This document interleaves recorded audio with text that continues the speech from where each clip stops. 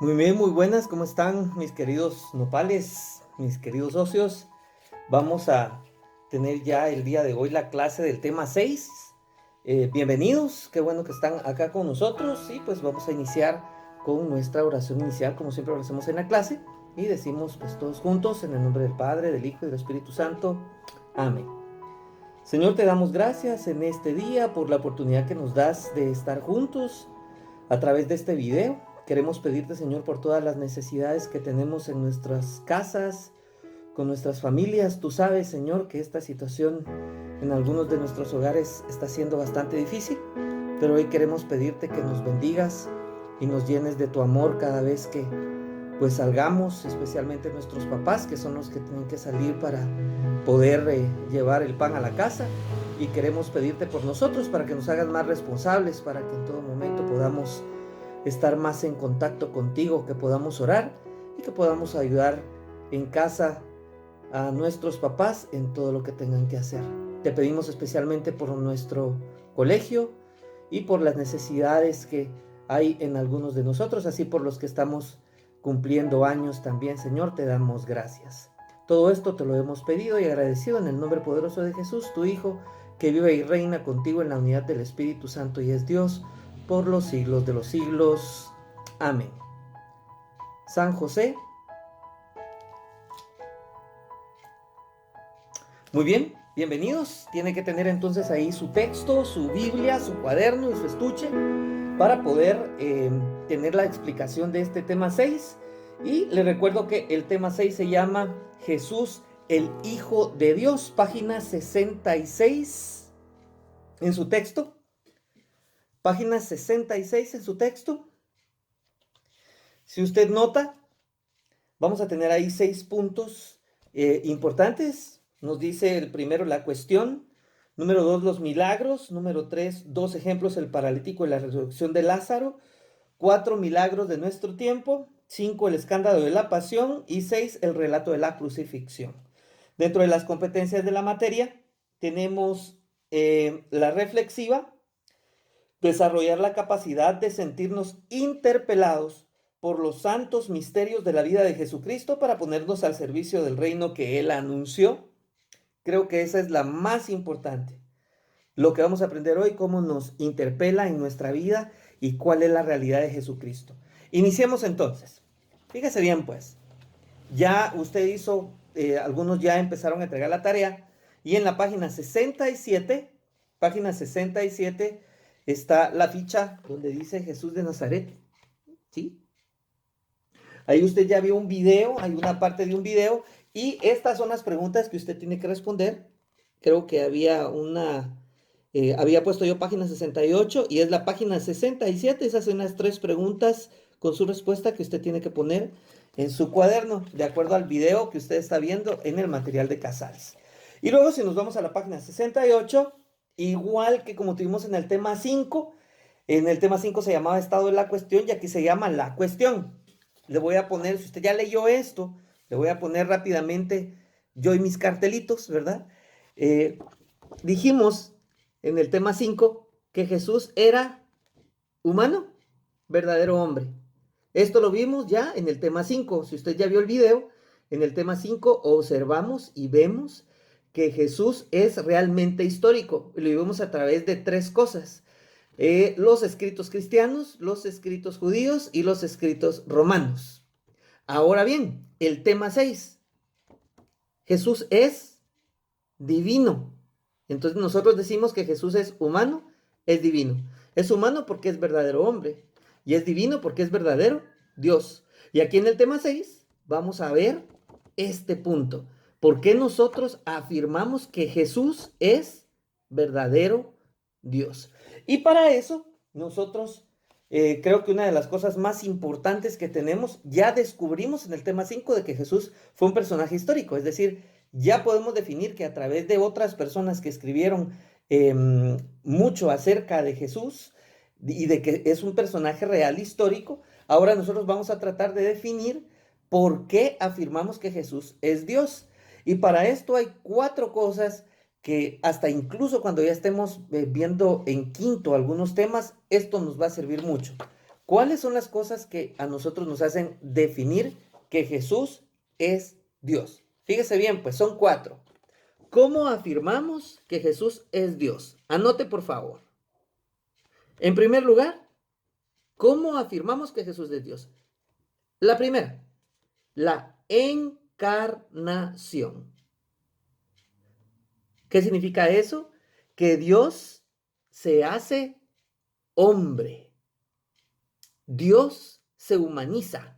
Eso se llama encarnación. ¿Por qué afirmamos también que Jesús es Dios? Por los milagros, que es de lo que vamos a hablar en este tema 6. O sea, Dios a través de Jesús hace milagros y por eso afirmamos que Jesús es Dios.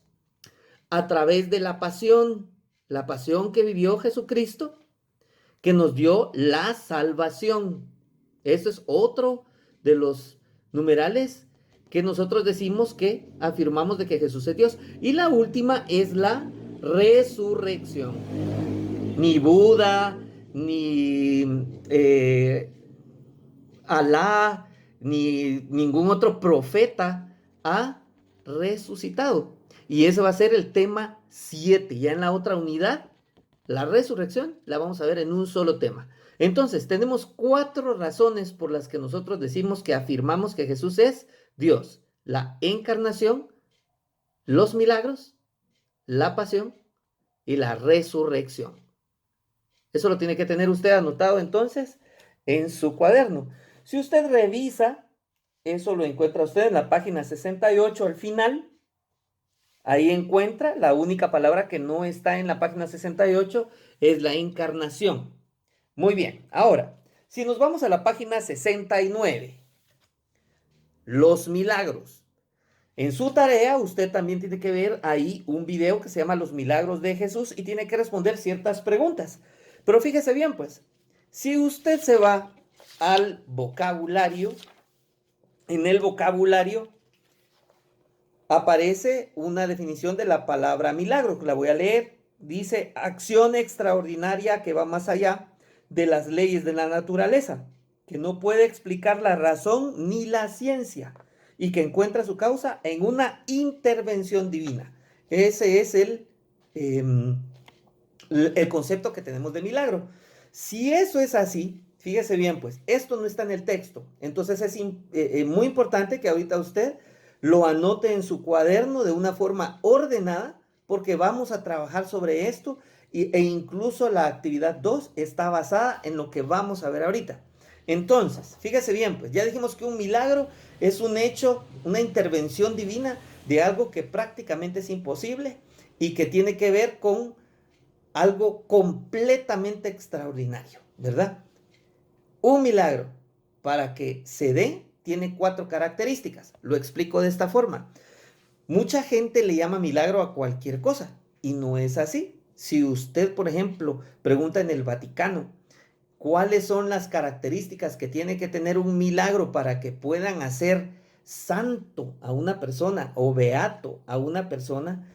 Tiene que tener 4 cosas. Y esto que le estoy hablando de, por ejemplo, cuando beatifican y santifican a una persona, en el Vaticano hay personas específicas, hay doctores, científicos, psicólogos, que hacen el estudio de esto que vamos a ver ahorita. Es decir, no es nada más que, ay, sí, yo creo que es milagro. Yo voy a orar por él y entonces ahorita ya hay milagro. Así no es con nosotros. Con nosotros hay un proceso para verificar que las características de eso que estamos diciendo sea un verdadero milagro. Y hoy le voy a enseñar cuáles son esas 4 características. Entonces, por favor, anote en su cuaderno características de un milagro. Características de un milagro. Muy bien. ¿Cuáles son las 4 características de un milagro? Fíjese bien, pues. Aquí están. Primera característica de un milagro. Hay un hecho sensible. Anote, por favor. Hecho sensible. ¿Qué significa esto de hecho sensible? Dice aquí es algo físico o moral. Un hecho sensible, físico o moral. ¿Qué es un hecho sensible? Algo que se puede sentir, algo que usted puede ver, algo que observa. Un hecho sensible, usted lo puede ver. Hay un cambio. Una persona está enferma de cáncer y al otro día ya no está enferma de cáncer. Eso es un hecho sensible, algo que usted puede ver. Número 2. Ahí se va a dar cuenta porque esto es importante porque vamos a hacer un ejercicio. Número 2. Se suspenden las leyes de la naturaleza. Anote por favor. Se suspenden las leyes de la naturaleza. Repito. Se suspenden las leyes de la naturaleza. La palabra clave aquí es naturaleza. Podemos decir que la gravedad es una ley física natural, ¿verdad? O sea que si yo ahorita viniera a agarrar este lapicero, quito la mano y el lapicero se queda solo, eso sería algo que va en contra de la naturaleza, de la gravedad, ¿verdad? Porque automáticamente el lapicero se tendría que caer. Se suspende una ley de la naturaleza. Y cuando hablamos de milagros, usted se da cuenta, por ejemplo, que se dice que habían 5 panes y 2 pescados, y luego resulta que con esos 5 panes y esos 2 pescados comió mucha gente. ¿Qué pasó ahí? Se suspende una ley de la naturaleza. Jesús camina sobre el agua. No se puede caminar sobre el agua. Y entonces, ¿qué es lo que pasa ahí? Se suspende una ley de la naturaleza. Ese es el número 2, para que haya un milagro. Número 3, anote. Causado por Dios. Es causado por Dios. En este caso nosotros decimos que el que hace los milagros es ¿quién? Jesús. Entonces automáticamente podemos decir que es causado por ¿quién? Por Dios, porque nosotros decimos que Jesús es el Hijo de Dios, es Dios. Ese milagro tiene que ser causado por Dios. Y la número 4, fíjese bien pues, se convierte en signo religioso. Se convierte en signo religioso. ¿Qué significa eso? Que la gente empieza a creer. Ya vio que había una persona enferma y luego resulta que esa persona ya no está enferma y Jesús causó ese milagro. La gente empieza a creer, se convierte en un signo religioso. Son las 4 características que tiene un milagro. 4. Muy bien. Saque su Biblia ahorita, por favor. Saque su Biblia. Saque su Biblia. Y se va a ir al Evangelio según San Juan. Evangelio según San Juan, capítulo 2, versículos 1 al 11. San Juan 2, versículos 1 al 11. San Juan 2, versículos 1 al 11. Muy bien. Vamos a hacer la lectura. ¿Qué vamos a hacer? Vamos a hacer la lectura y lo que vamos a tratar de hacer es, fíjese bien pues, encontrar las 4 características del milagro. Lo voy a dejar acá y yo voy a hacer la lectura y necesito que usted haga la lectura conmigo ahí en su Biblia. En San Juan 2, 1 al 11. Dice la palabra del Señor así. 3 días más tarde se celebraba una boda en Caná de Galilea y la madre de Jesús estaba allí. También fue invitado Jesús a la boda con sus discípulos. Sucedió que se terminó el vino preparado para la boda y se quedaron sin vino. Entonces la madre de Jesús le dijo, no tienen vino. Jesús le respondió, ¿qué quieres de mí, mujer? Aún no ha llegado mi hora. Pero su madre dijo a los sirvientes, hagan lo que él les diga. Había allí 6 recipientes de piedra de los que usan los judíos para sus purificaciones, de unos 100 litros de capacidad cada uno. Jesús dijo, llenen de agua esos recipientes. Y los llenaron hasta el borde. Saquen ahora, les dijo, y llévenlo al mayordomo. Y ellos se lo llevaron. Después de probar el agua convertida en vino, el mayordomo llamó al novio, pues no sabía de dónde provenía, a pesar a pesar de que lo sabían los sirvientes que habían sacado el agua. Y le dijo: todo el mundo sirve al principio el vino mejor, y cuando ya todos han bebido bastante, les dan el de menos calidad, pero tú has dejado el mejor vino para el final. Esta señal milagrosa fue la primera, y Jesús la hizo en Caná de Galilea. Así manifestó su gloria, y sus discípulos creyeron en él.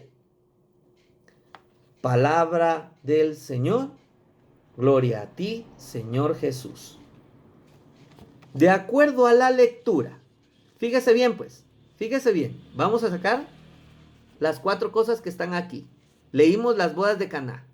¿Cuál es el hecho sensible? El hecho sensible es algo que puede verse, dijimos, ¿verdad? ¿Y qué fue lo que pasó? Se acabó el vino. Ya no había vino. ¿Ok? ¿Estamos?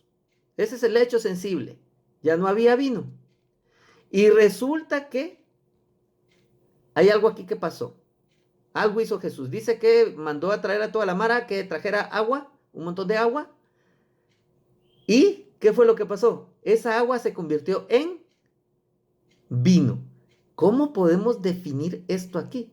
¿Será que el agua se puede convertir en vino así nomás? ¿O necesita de un proceso? Necesita de un proceso para que se convierta en vino, claro. Pero aquí en el momentito se convirtió en vino. ¿Qué fue lo que pasó? Se suspendieron las leyes de la naturaleza. Muy bien. Y aquí, en la 3, ¿quién hizo el milagro? Jesús. Entonces podemos decir que es causado por Dios. ¿Ya se da cuenta? ¿Sí? Y en el último, en el versículo 11, si usted vuelve a leer, dice que ese fue el primer milagro que hizo Jesús y que sus discípulos empezaron a creer en él. Entonces se volvió, ¿qué cosa? Un signo religioso. La actividad 2 que usted tiene en la tarea que tenemos, usted tiene que leer 2 milagros. Y de esos 2 milagros, usted lo que tiene que hacer es, mire, hacer esto. ¿Cuál es el hecho sensible? ¿En qué momento se suspende la ley de la naturaleza? O sea, ¿qué fue lo que pasó que no es lógico que pase? Le explico, por ejemplo, en un milagro de resurrección. Alguien está muerto y vuelve a la vida. ¿Qué significa eso? ¿Que se suspende la ley de la naturaleza? Un muerto no vuelve a la vida. Y el hecho sensible es que estaba muerto y regresó a la vida. ¿Y en qué momento es causado por Dios? Porque lo hizo ¿quién? Jesús. Y veamos si la gente empieza a creer. Por eso que la gente está viendo. Muy bien. Aquí está la segunda parte de la tarea que usted tiene que hacer. Ahora bien, vamos a terminar rápido con algo. Fíjese bien, pues. Ahora, hay varios tipos de milagros. Si usted lee la página 69, en la página 69 tenemos, dice ahí, tipos de milagros. Pero hay muy pocos, entonces vamos a hacer algo. Yo le voy a dar 4 tipos de milagros, rapidito. 4 tipos de milagros para terminar ya la clase de hoy. Fíjese bien, pues. Tipos de milagros. El primero, anote por favor, cósmicos. Milagros cósmicos. Y esos milagros cósmicos tienen una palabra clave. Tienen que ver con la naturaleza. ¿Sí? Tienen que ver con la naturaleza. Y le voy a poner ahí 2 milagros para que usted pueda poner en su cuaderno. El primero ya lo leímos. San Juan 2, 1 al 11. El agua se convierte en vino. Eso tiene que ver con la naturaleza. Y luego tenemos San Marcos 6, 45 al 62. San Marcos 6, 45 al 62. Si usted lee, ahí Jesús camina sobre el agua. Ese es un milagro de la naturaleza. Jesús calma la tempestad. Es un milagro de la naturaleza. Milagro cósmico. Ok. Ahora, número 2. Otro tipo de milagro. Milagros de curaciones. Milagros de curaciones. ¿Cuál es la palabra clave aquí? Cuerpo.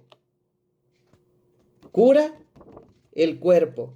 Y tenemos dos citas bíblicas para que usted anote ahí en milagros de curaciones. San Lucas 5, 18 al 26. San Lucas 5, 18 al 26. Jesús sana a un paralítico. Y la otra cita es San Mateo 9, 18 al 26. San Mateo 9, 18 al 26. Jesús cura a la mujer con flujo de sangre. Milagro de curaciones tiene que ver con el cuerpo. Y ahí hay dos citas bíblicas para usted. San Lucas 5, 18 al 26. San Mateo 9, 18 al 26. Pareciera como que está equivocado, pero sí, efectivamente las dos citas tienen que ver del 18 al 26. Número 3. Milagros de posesos. Milagros de posesos.